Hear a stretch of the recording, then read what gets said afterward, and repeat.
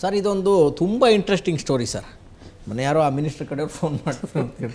ಒಬ್ಬ ಮಂತ್ರಿ ಏನು ಮಾಡಿದ್ದಾರೆ, ಸೀನಿಯರ್ ಮೋಸ್ಟ್ ಮಂತ್ರಿ ಅವರು, ಇಲ್ಲೇವರೇ ಮಂತ್ರಿಯವರು, ಇನ್ನೇನು ಸಿದ್ದರಾಮಯ್ಯನವರು ಬದಲಾವಣೆ ಆಗ್ತಾರೆ ಅನ್ನೋದನ್ನು ಆಂಟಿಸಿಪೇಟ್ ಮಾಡಿ, ಅವ್ರಿಗೆಲ್ಲ ಗೊತ್ತಿತ್ತಲ್ಲ, ಇನ್ನೂ ಮಾಹಿತಿ ಗೊತ್ತಿತ್ತಲ್ಲ, ಆ ಇಲಾಖೆಯಲ್ಲಿರುವ ಎಲ್ಲ ಕೆಲಸ ಮುಗಿಸ್ಬಿಟ್ಟಿದ್ದಾರೆ.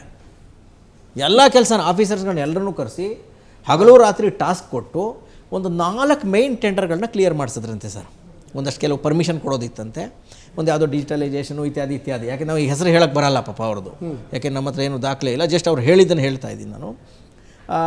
ಒಂದು 200 ಕೋಟಿ ಪ್ರಾಜೆಕ್ಟ್ಗಳಂತೆ ಸರ್.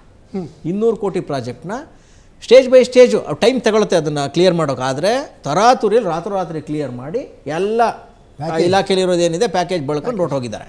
ನೆಕ್ಸ್ಟ್ ಹೊಸ ಮಂತ್ರಿ ಬಂದ್ರಲ್ಲ, ಬಂದು ಕೂತು ಫಸ್ಟು ಅವರು ಪ್ರೋಗ್ರೆಸ್ ರಿವ್ಯೂ ಮೀಟಿಂಗ್ ಮಾಡಿದ್ರಂತೆ. ಹೊಸ ಮಂತ್ರಿ ಬಂದು ಮಾಡ್ತಿದ್ದಂಗೆ ಅದೇನು ಅಂತ ಕೇಳಿದ್ರೆ, ಇಲ್ಲ ಸರ್ ಅದೆಲ್ಲ ಆಗೋಯ್ತು ಅಂದರೆ, ಇದೇನು ಅಂತ ಕೇಳಿದ್ರೆ ಇದು ಆಗೋಯ್ತು ಸರ್. ಮತ್ತಿನ್ನೊಂದು ಫೈಲ್ ಇದೇನು ಅಂತ ಹೇಳಿದ್ರೆ ಇದು ಆಗೋಯ್ತು ಸರ್. 4 ಫೈಲ್ ಅಂತೆ, ಮೇಜರ್ ಫೈಲ್ಗಳು ಎಲ್ಲ ಕ್ಲಿಯರ್ ಆಗೋಗಿದೆ, ಕೊನೆ 2 ದಿನದಲ್ಲಿ ಕ್ಲಿಯರ್ ಆಗೋಯ್ತು ಸರ್.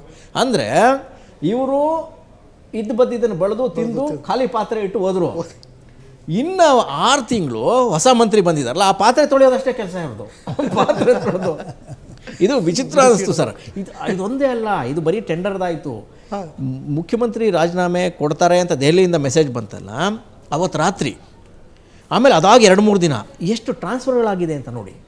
ಅಷ್ಟು ಇದೊಂದೇ ಮಿನಿಸ್ಟರ್ಗಳದೆಲ್ಲ ಹೇಳ್ತಾ ಇರೋದು, ಎಲ್ಲ ಮಿನಿಸ್ಟರ್ಗಳ ಆಫೀಸ್ಗಳಲ್ಲಿ ಹಿಂದಿನ ಡೇಟಲ್ಲಿ 100 ಜನ, 150 ಜನ, 200 ಜನ, 300 ಜನರು ಟ್ರಾನ್ಸ್ಫರ್ಗಳು ಮಾಡಿದ್ದಾರೆ. KPCಗೆ ಮೇನ್ ಇವರು ಸೆಕ್ರೆಟರಿಗೆ ಹಾಕಿದಾರಲ್ರಿ. ಹಾಂ ಸರ್, KPC ಸೆಕ್ರೆಟರಿ ಹಾಕಿ. ಅದಷ್ಟೇ ಅಲ್ಲ ಸರ್, ಹ್ಯೂಜ್ ಟ್ರಾನ್ಸ್ಫರ್ಗಳನ್ನ ಮಾಡೋಗಿದ್ದಾರೆ. ಅವು ಆ್ಯಕ್ಚುಲಿ ಎಲ್ಲ ಇಲ್ಲಿಗಲ್, ಅವು ಮಾಡೋಕ್ಕೆ ಬರಲ್ಲ. ಮುಖ್ಯಮಂತ್ರಿಗಳೇನಾದ್ರು ಮನಸ್ಸು ಮಾಡಿದ್ರೆ ಅದನ್ನು ಕೊನೆ 1 ವಾರದಲ್ಲಿ ಇದೆಯಲ್ಲ ಅದನ್ನೆಲ್ಲ ಹೋಲ್ಡ್ ಮಾಡಿಸ್ಬೋದು. ಪಾಪ ಅವರೇನೋ ಮಾಡಿಸ್ಲಿಲ್ಲ. ಇನ್ನೂ ಒಂದು ಬ್ರೇಕಿಂಗ್ ನ್ಯೂಸ್ ಬಂತು ಸಂಜೆ. ಇವತ್ತೇನೋ ಯಾವುದೋ ಒಬ್ಬ ದೊಡ್ಡ ಲೀಡರ್ಗಳಿಂದ ಹೋದ 18ರಿಂದ 20 ಜನ IAS ಮತ್ತು IPS ಮತ್ತು ಆಯಕಟ್ಟಿನ ಹುದ್ದೆಗಳಿಗೆ ಒಂದು ಲಿಸ್ಟ್ ಕಳಿಸಿದ್ರಂತೆ ಇಬ್ಬರು ಸೇರಿ.